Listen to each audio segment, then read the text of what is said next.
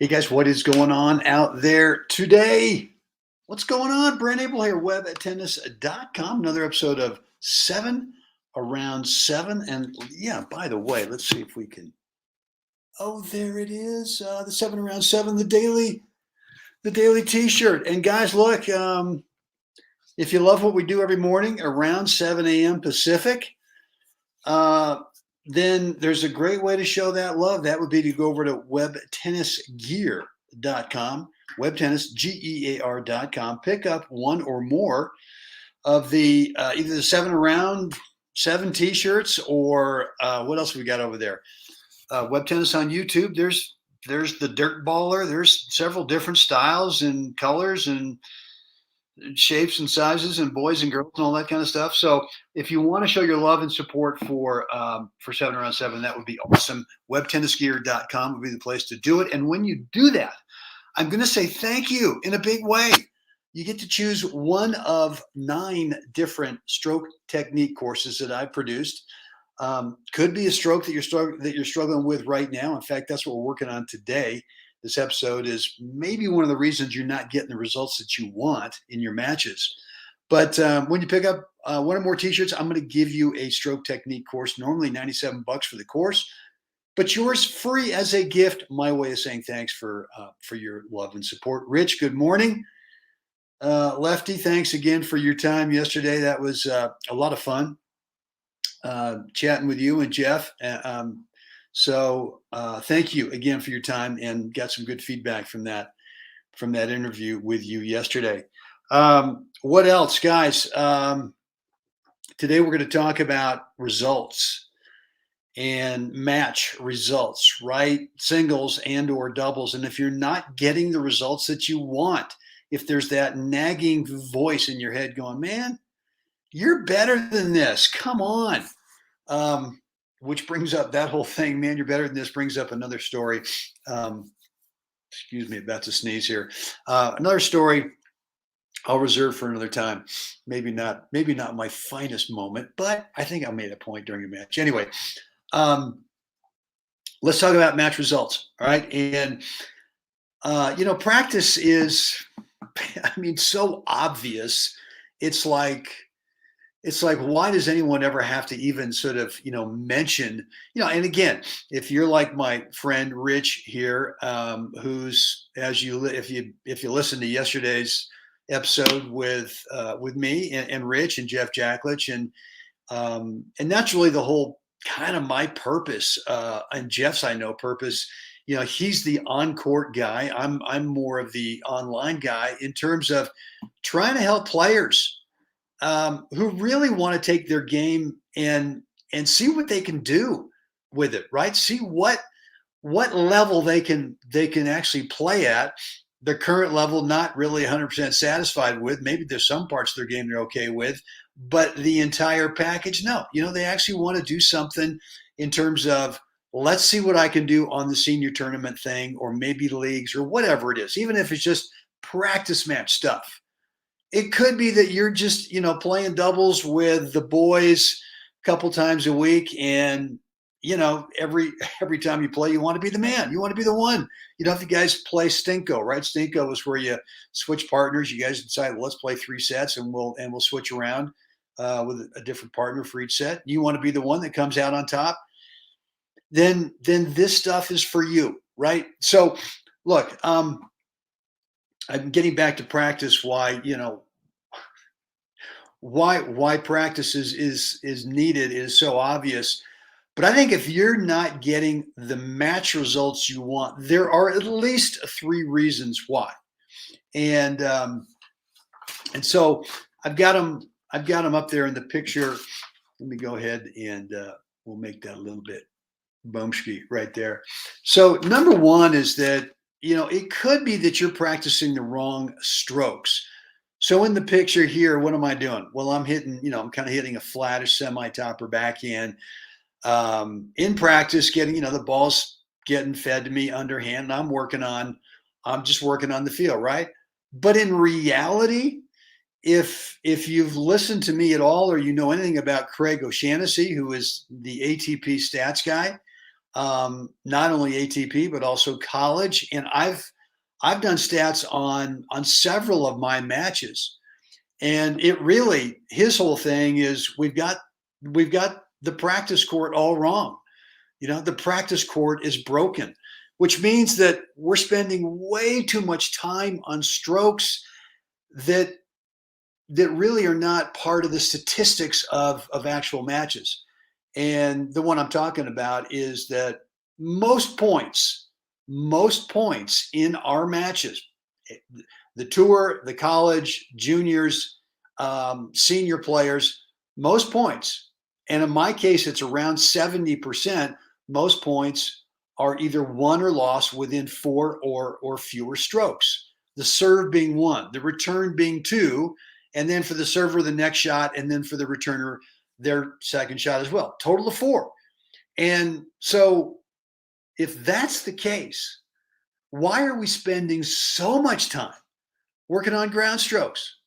If the first 2 shots of most of the points that we play are either a serve or a return a serve, why aren't we just working those 2 strokes to death, right? Why aren't we practicing the serve? And I'm not talking about a bucket of balls, right? I'm not talking about that where there's no opponent over there or there's no practice partner over there. I'm talking about, yeah, you can have a bucket of balls, but have a like-minded practice partner who wants to work on their return while you're working on your serve, right? And not that you guys have to play points every time when you do that. I mean, eventually you could, but why couldn't you take 25, 30 serves with a practice partner over there and work on consistency, right? Whatever you have to do, start with the second serve, right? And man, you ought to be getting 10 out of 10, 99 and a half out of 100 times second serves in play, right? I mean, double faults are like, I mean, look, I get it. Maybe once a set, a double fault, because you're kind of cranking up the spin and cranking up the power. Okay, I get that. I think one double fault, I mean, as opposed to just tapping the thing in so that you never ever miss it. Obviously, we don't want to do that. We want to be able to develop a second serve that not only is consistently in play, but that it's actually got a little trajectory that's got a bounce that gets up and out of that return to strike zone, right? So, number 1, I think we practice way too many ground strokes. And sure, a ground stroke is shot number 3 and shot number 4 of that 4-shot majority of the time points played, right? But the first 2 to me are the most important. If you don't have a good serve, meaning that you're constantly missing your first serve, not, but enough to where you got to throw in a second serve and the second serve's really not that great, then how are you ever going to get some better match results if you don't have a good serve? You're not, right? And then the second part is, how often are you actually practicing returns of serve? Probably not very often, right? I mean, look, when players think about practicing their serve, they do it on their own. They get a bucket of balls, they go out there and they just bang away, right? Well, now there's no reciprocation going on with a practice partner where you could now have them practice their serve and you could work on your return. I mean, the return to serve is like, it's just ridiculously important, whether it's singles or whether it's doubles, that you start to get confident that you can, if nothing else, that you can take whatever first or second serve and play it right back down the middle, directly at the server, singles or doubles, and force them to have good footwork to get out of the way, right? So I think that we spend way too much time on our ground strokes. I just do. I just think it's way too much, right? So work more on your serve. I know it's boring. Work more on your return to serve. I know it's boring, but you got to do that if you want different results in your matches. So number 2, the targets are too small, and then in parentheses, and too far away.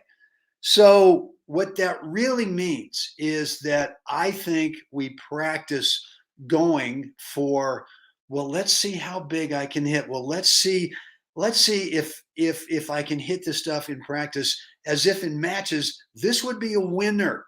So we're really kind of practicing more result oriented shots, right? Result meaning I'm hitting this ground stroke, right? As if I've got an opportunity to hit an outright winner. And then you get into the match, and that voice tells you, well, okay, yeah, you've got the same thing that you did in practice on Tuesday, but here it is on Friday during the real match. It's the exact same situation, but you know what? You can't stop that opponent over there from anticipating or guessing where you're going to play this shot. Where in practice, boom, you were going to the corner, you were going up the line, you were going cross court, whatever. And obviously it wasn't getting returned back to you. So it felt like a winner. But in the match, now all of a sudden there's someone over there who might be guessing on a big time opportunity for you, and they've guessed right, or you think they're going to guess right, and you go bigger. You go say, well, I got to hit this thing even bigger. And the next thing you know is you're making, you're hitting the back fence or the bottom of the net, and it's not like practice, right?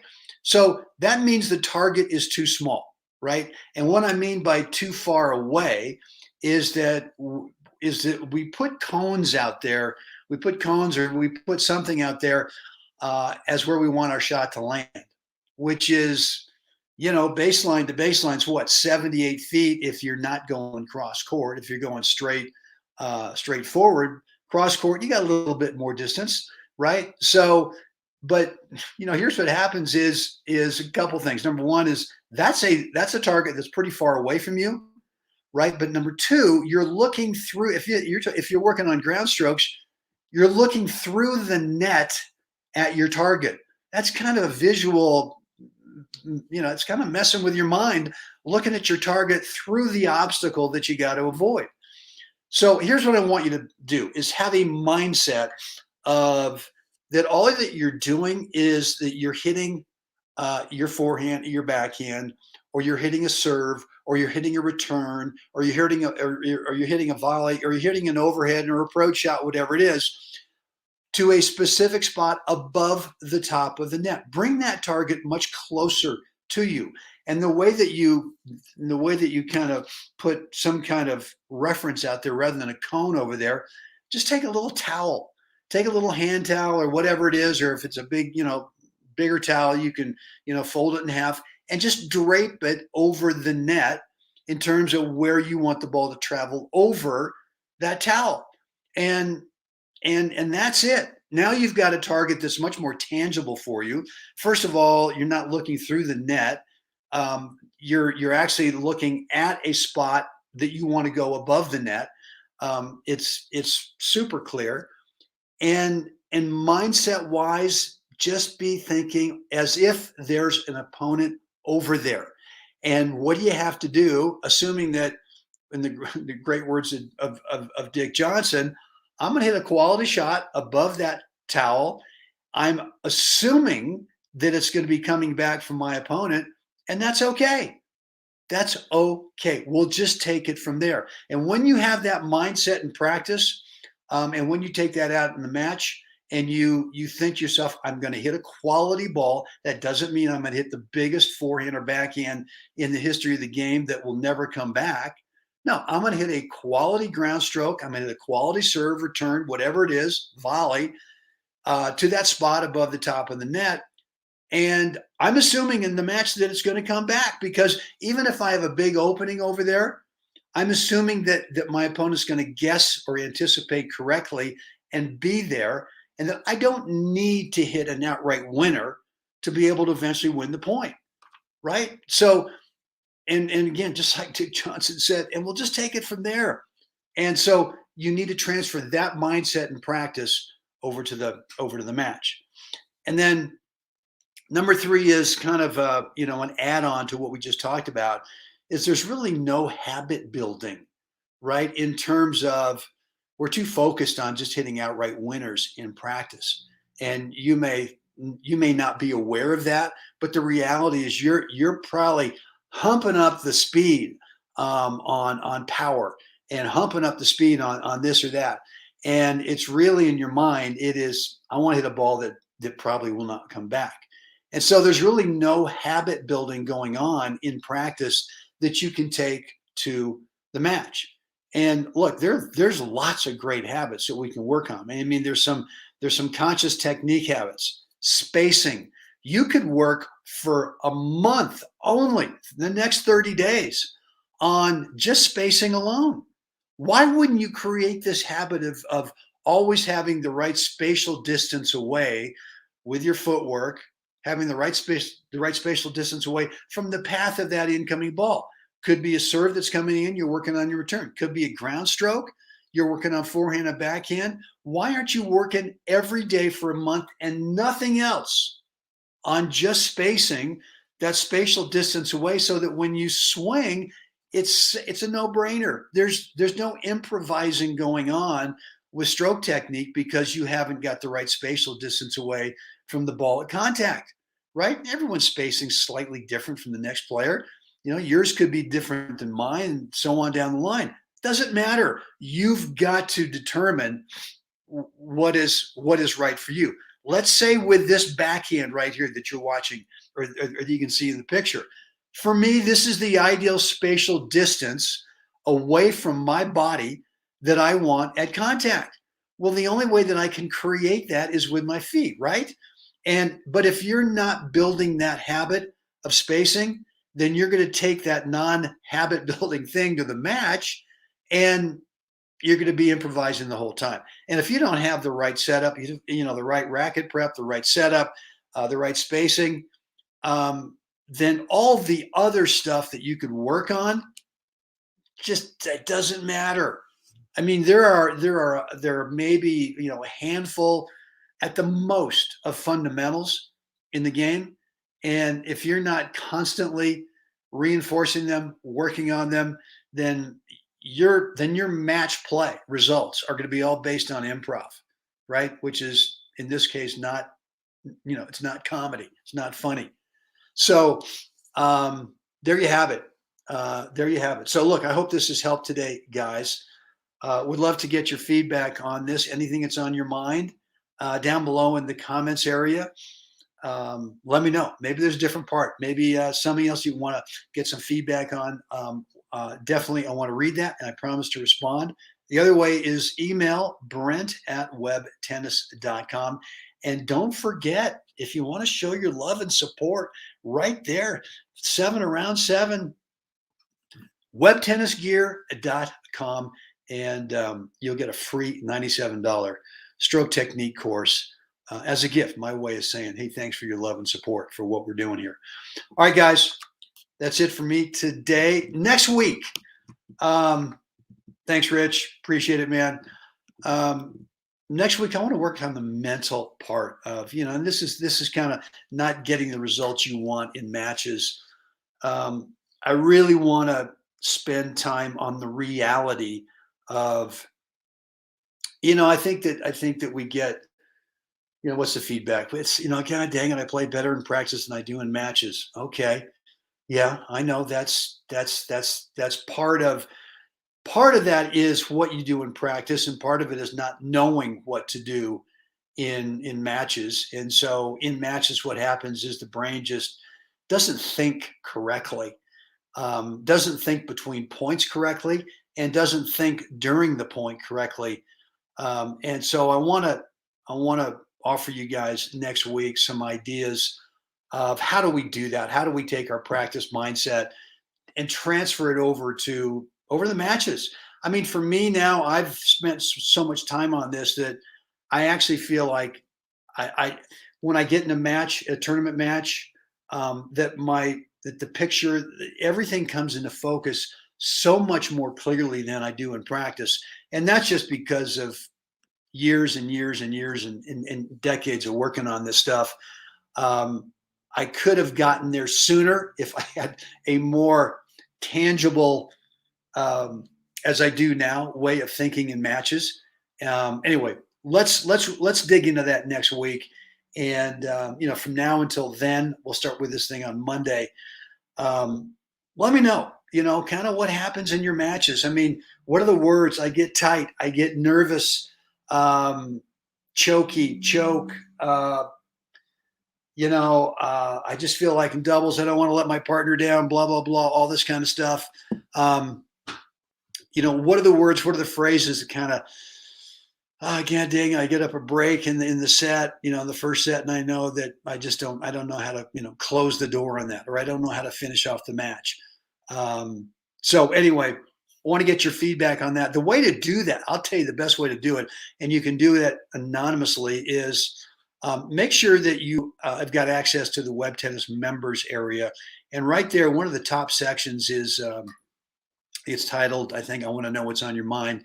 It's an anonymous questionnaire. It's on the mental part of the game, and you can fill it out and let me know what's going on. If you don't have access to the Web Tennis members area, which, you've got a lot of free stuff in there for me. I've got 6 free courses in there that you can get along with any courses that you paid for. But the way to do that is go over to webtennis.com and just drop in a first name and email address, and you'll get instructions how to get access to the members area.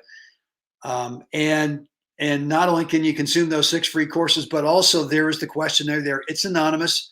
I don't have to know who you are, who's filling out the survey, the questionnaire, but it's about what's going on with the mental game. So for you, would love to know. All right, guys, that's it. Time to get out there. All of us, we got to help someone else have a spectacular day today. Guys, we'll see you again tomorrow.